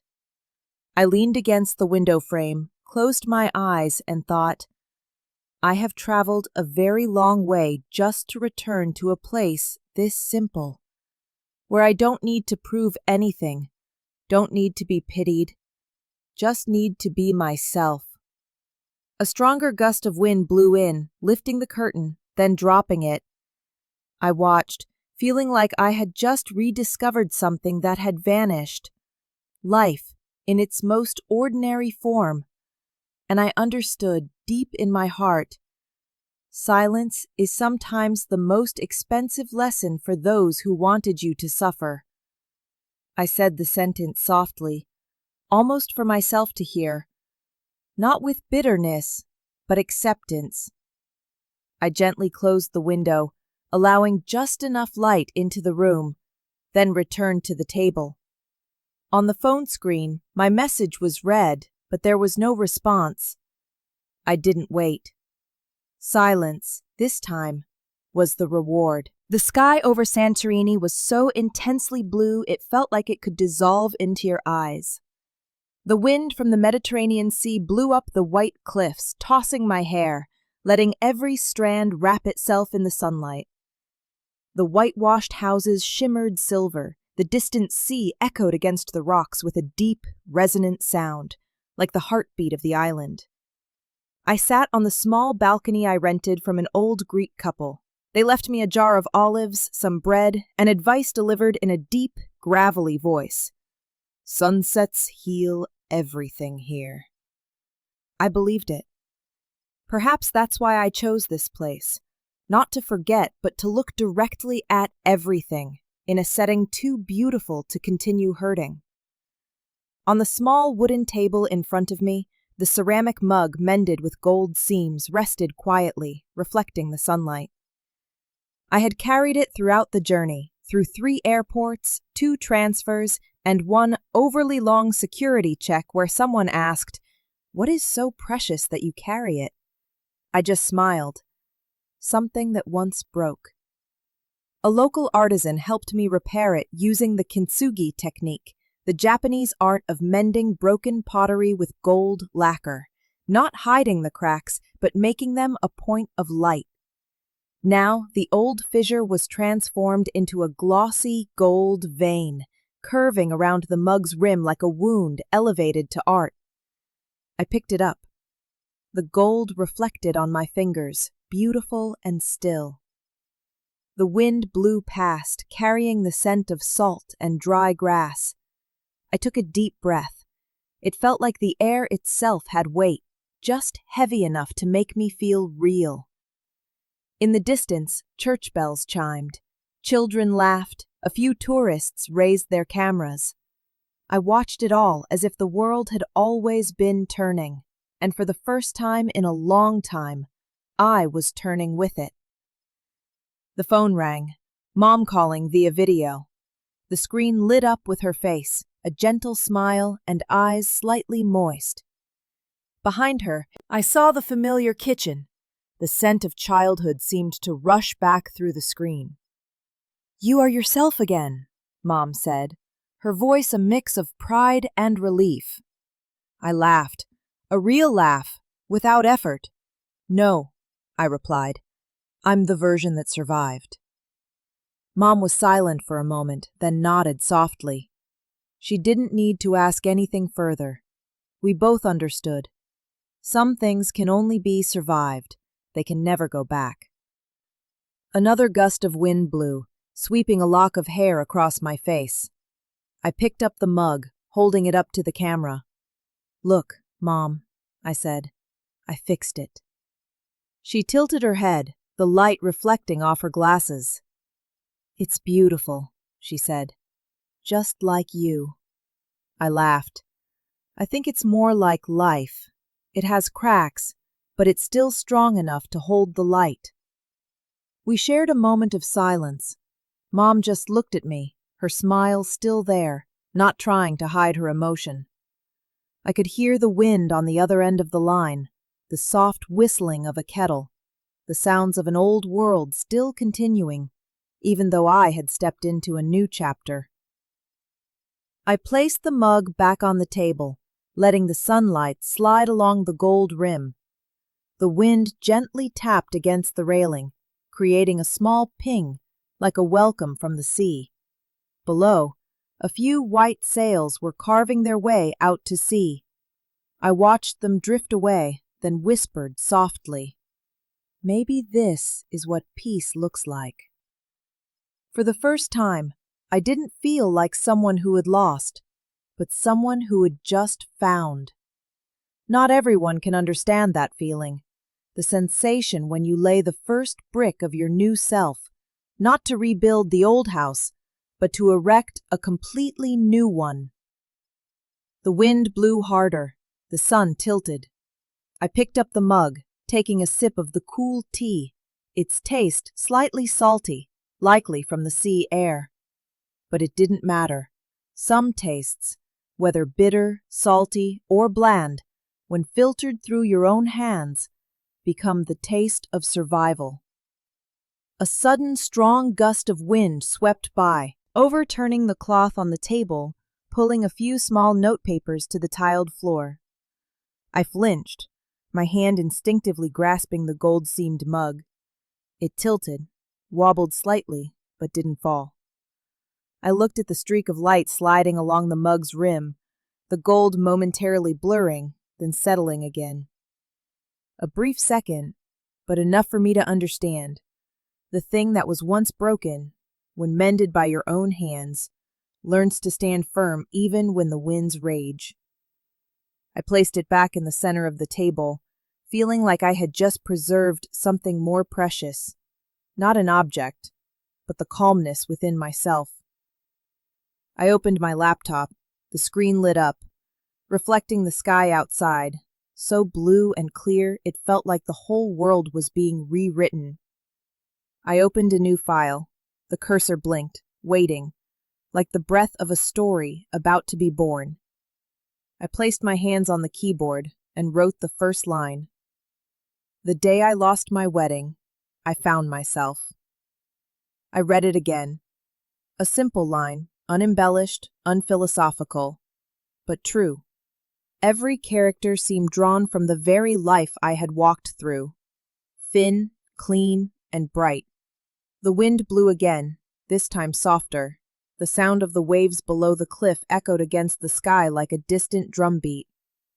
I heard the sound of a piano drifting from the house next door. Someone was playing Clair de Lune. The sound was soft, floating into the open space, mingling with the waves and the wind. That melody was the one I used to hear when I lived with Ryan, on a night when neither of us spoke a word. Then it was sad. Now, it was still the same song, but it was no longer sad. It sounded as if it were being played by someone else, in another life. I left the laptop open, my fingers lightly tapping the rhythm of the music. The sunset slowly dissolved into the sea, mixing orange and pink, creating the kind of color that exists only for a few short minutes each day. The color of an ending and a beginning fused into one. The sea surface reflected the reddish gold light onto the mug's rim, making the kintsugi seams glow brightly like tiny sparks. I lightly touched the old fracture, feeling it cool, smooth, and alive. In that moment, I thought of the women who had lost, who had feared, who had shattered, and then continued to step forward. I wanted to write for them, to tell the story, not to recall the pain, but to prove that pain is not the end. The keyboard under my hands clicked softly. The words appeared slowly. I wrote not just from memory, but from forgiveness, not for others, but for myself. In the distance, the sun slowly dipped below the edge of the sea. The last light dyed the water a copper red. The salty wind blew through, carrying the chill of the coming night. But I didn't feel cold. I closed the laptop, letting my fingers brush along the edge of the lid, a habitual gesture like the final period mark of a sentence. The mug was still there, standing firm, the gold reflecting the sunset. I picked it up, raising it lightly as a gesture of thanks, then whispered, "Thank you for breaking, so I knew how to mend." The music continued, piano, waves, and wind blending into a symphony of the old and the new. The sunset faded, leaving only a final streak of light across the horizon. I watched it until the sea swallowed all the gold, then let out a long, slow breath. Nothing left to regret, no one left to wait for, only me and the silence that had ripened. And in that moment, I understood. Sometimes, to start over, you don't need to find another place to go. You just need to stay, with yourself, in the fading light. The morning was bright in the conference room.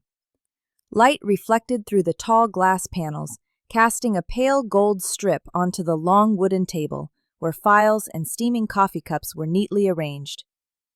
The air was still, broken only by the rustle of paper and the soft tap of shoes on the stone floor.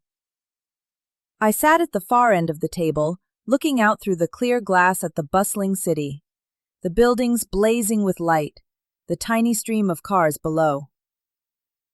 The CEO held the list, his voice deep, steady, and precise on every word. Each time he looked up, the entire room seemed to hold its breath. I did too. Then he stopped. Madeline Carter. The sound wasn't loud, but it was enough to make my heart skip a beat. He smiled, walking toward me, holding a small engraved wooden plaque. "Congratulations," he said. "As of today, you are officially a partner." The applause was sharp and clear. Janet, sitting 2 seats away, gently nudged the person next to her and smiled widely, her eyes sparkling with pride for me.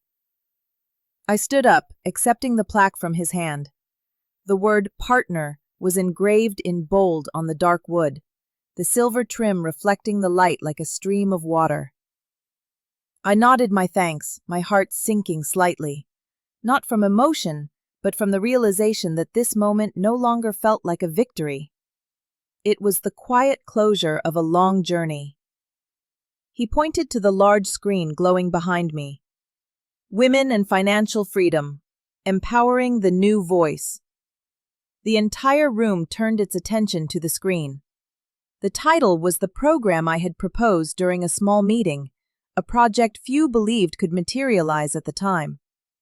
3 months later, it was selected as a national campaign. His voice resonated clearly. This project, spearheaded by Ms. Carter, has been approved by the board.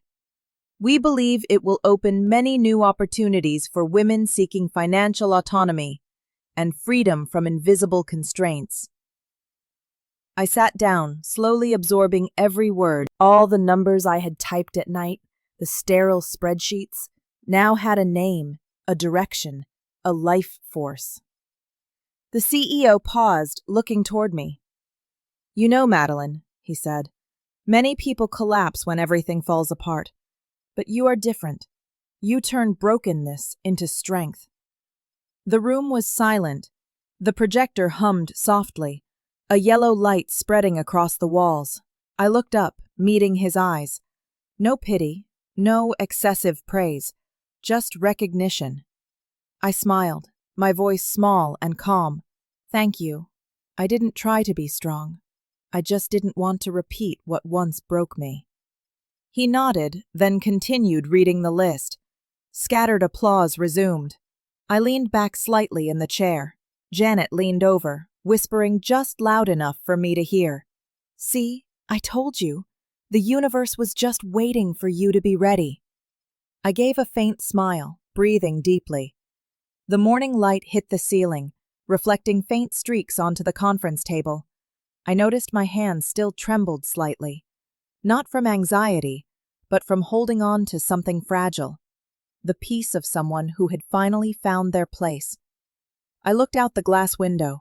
The city was still busy, people moving like small particles of light. But for the first time in years, I no longer felt swept away in that crowd. I stood firm in my own life, clear and steady. Janet tilted her head, giving a genuine smile. "Welcome back, Maddie," she said. I replied softly, "Feels good to be back." And as the speaker's voice continued in the sunlit room, I suddenly realized it wasn't the new title, not the engraved plaque, but this very composure. This was the greatest reward I had ever received. The room gradually emptied. The last sound of shoes faded down the hallway, leaving a rare silence within the bright glass walls.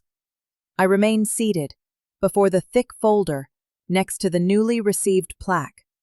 The word partner, bold, cold, and beautiful. The late morning light slanted through the blinds, casting a long streak across the conference table. The gold-seamed ceramic mug lay silently amidst the papers, a small object, yet seeming to carry the entire story of my life. I reached out and touched the gold seam. The cool sensation ran through my fingertips. The mended lines shone like tiny rays of light clinging to the surface. I traced the repaired fractures, thinking about the day I took it to the artisan's studio, my hands still shaking, my heart still afraid, hardly daring to believe everything could be whole again. Now, looking back, I saw clearly. It was still the old mug, but the light within it was different. Just like me. I gently tilted the cup. The liquid inside reflected the golden sun. Every scene glowed brightly, not hiding the wounds, but showing them off, proudly. A part of me wanted to laugh. Another part felt a lump in my throat. It was strange. The thing that once made me feel weak had now become the proof that I had risen. The door softly opened. Janet returned, leaning against the frame, the phone in her hand still lit. "Still sitting alone?" she asked, with a hint of teasing. I smiled. "I guess I need a few minutes to believe it's real." She walked in, looking down at the mug. "Still carrying that around?" "Yes," I said, gently touching the gold rim. "It reminds me, things can break, but they are not necessarily lost." Janet nodded, sitting down in the chair opposite me, tilting her head to look at me for a long moment. "You know, Maddie," she said, her voice softer, People think surviving means going back to who you were. But actually, surviving is becoming someone else. Better. Truer. I was silent. The words touched gently, like a breeze across the table. I knew she was right. I said softly, my voice steady and composed, I just stopped shrinking. Janet smiled. That's all it takes. Then she stood up, patting my shoulder before leaving. See you at dinner, partner. The door closed, leaving a gentle silence. I sat for a while longer. Outside, the afternoon light had fully tilted, deep gold like honey. A soft breeze slipped through the door crack, making a paper on the table tremble. I gently turned the mug. The light shone onto the table, then reflected back onto my face. In the reflection from the glass, I saw a different woman. No longer someone who had just emerged from brokenness, but someone standing firm in the space she had created. I gently touched my neck, my breathing even, slow. No longer worried about being wrong, no longer afraid of what others thought. Only me, and the self that had finally learned to love. I smiled faintly, a small smile, but clear and bright. No need for witnesses, no need for congratulations. Because for me, that afternoon, in the sunlit room with the old mended mug, was enough to be called a coronation.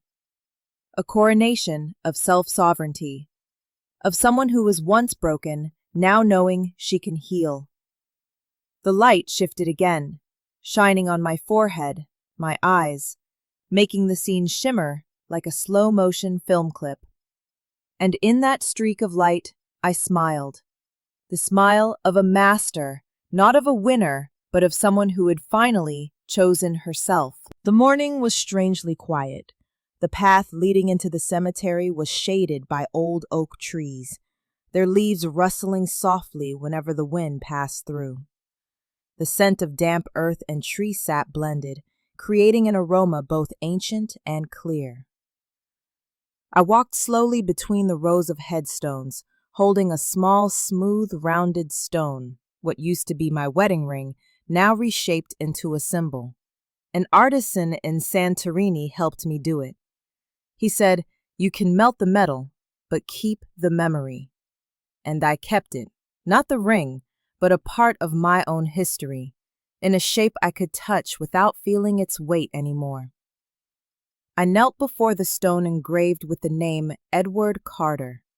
The gray stone surface was slightly covered with thin moss.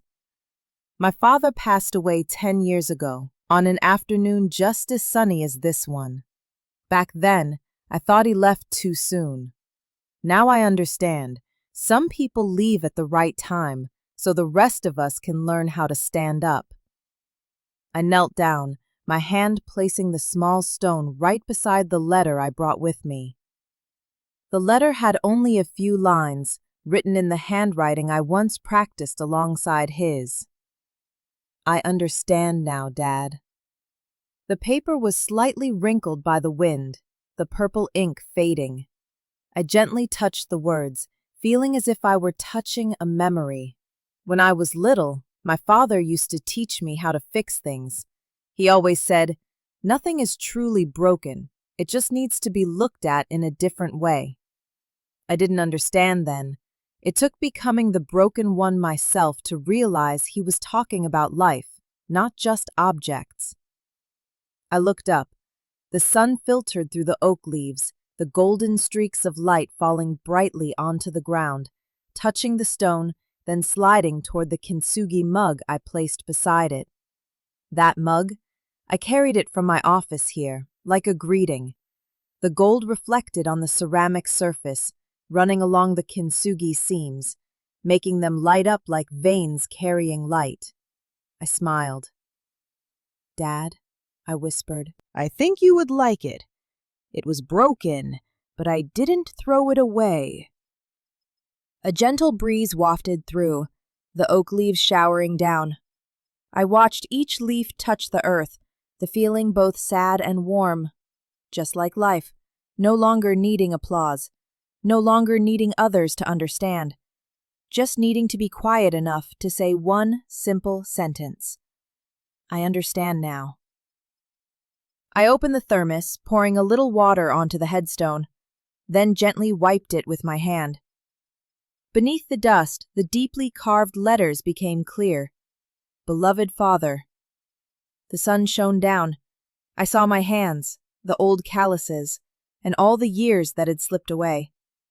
Everything was here, amidst a morning clear as the wind, with the smell of earth, sap, and light falling like liquid honey. The mug still stood, the gold light falling on the glaze. It was no longer an object for drinking, but a witness to a journey, from brokenness to rebirth. I bent down, straightening it, as if correcting myself. In the distance, church bells chimed, faintly in the air. I took a deep, deep breath, letting the scent of dry grass, wind, and sunlight rush into my chest. In that moment, I thought if my father were alive, he wouldn't ask if I was happy. He would just look, nod, and say, just like he did years ago, "You're fine. You just know how to mend what is no longer whole now." I smiled, watching the golden light fall on the kintsugi mug, reflecting onto the tombstone, shimmering like a breath. In the quiet cemetery, I no longer felt alone. I sat for a while longer, letting my heart settle along with the sound of the wind threading through the oak leaves. The sun had risen higher, deep patches of sunlight falling onto the ground, blending with the scent of dry grass and damp earth. I reached out and smoothed the paper, then looked at the headstone, whispering, as if he were sitting across from me, still with his calm demeanor of years past. If anyone makes me shrink, I will leave. My voice was soft but firm. That sentence was something I had not dared to utter, for years of living in fear within boundaries set by others. Now, in the silent cemetery, it rang out clearly, not as a declaration, but as a covenant with myself. The wind swept by, carrying the scent of decayed leaves and the cool air from the ground. A few oak leaves fell, twirling in the air before flying away, as if showing the way forward. I stood up, gently brushing the soil from my knees, adjusting my scarf. The mug still lay there, the gold on the ceramic glaze reflecting the sun, steadfast, bright, and peaceful. I looked at it one last time. I didn't want to carry it anymore. It had traveled with me the entire journey from brokenness to peace, and now it could stay where it all began, beside my father, where everything learned to return to its true form. I bent down, touching the small round stone, the old ring now transformed into a symbol. "I'll leave this here," I whispered, "because finally I have found what you always believed I would understand." I took a deep breath, no tears, only the feeling that everything inside me was aligning, neatly and lightly. As I walked away, the wind picked up again, stronger, enough to pull a few strands of hair from the bun at the back of my neck. Leaves fell around my feet, twirling, hitting each other with a soft sound like a farewell. I walked across the small, sun-drenched path, my shoes sinking gently into the soft earth. At the end of the aisle, the sun streamed obliquely through the rows of oak trees, creating overlapping streaks of light, like a doorway of light opening, inviting me to continue. I glanced back one last time. There, the gold-seamed ceramic mug still caught the light, silent as a promise that didn't need words. I turned my back and walked on. No need to carry anything, because what was worth keeping I already held in my heart. The wind blew gently at my back, the dry leaves rustling like quiet voices. I walked through that light, stepping into the unfolding afternoon, without hurry, without fear. Just walking, as if I had finally found the right direction. In the distance, the piano played, thin, soft, as if drifting from a very far corner of the world. A familiar melody, the song I heard on the loneliest night of my life, now playing like a gentle send-off. I heard in it not sadness, but peace. The wind carried the music away, blending it with the sound of waves from somewhere offshore. Those sounds gradually faded, leaving only the lingering echo of a phrase my life would never forget. The day I lost my wedding, I found myself. I walked on, the light spilling over my shoulders, illuminating the path ahead. The late afternoon sun broke into tiny particles, falling on my hair, my clothes, on the road I was traveling. Everything gradually hushed. Only the sound of the wind, the waves, and a woman walking toward peace, where no one defined who I was anymore. There are days when we lose everything we thought was forever, and it is precisely in that moment that we find ourselves. I don't need to wear a ring anymore. I don't need to prove that I'm fine. I just need to know that I chose to stay with the truest part of my life. The gold-seamed ceramic mug still sits on the table, the light shining through the cracks like a gentle reminder. Beauty sometimes lies not in being whole, but in the way we mend ourselves with love. If this story resonated with a part of you, please leave a comment to share your thoughts, and subscribe to join me as we continue to listen to the stories of those who were once broken and who learned to stand up with a heart that is no longer shattered.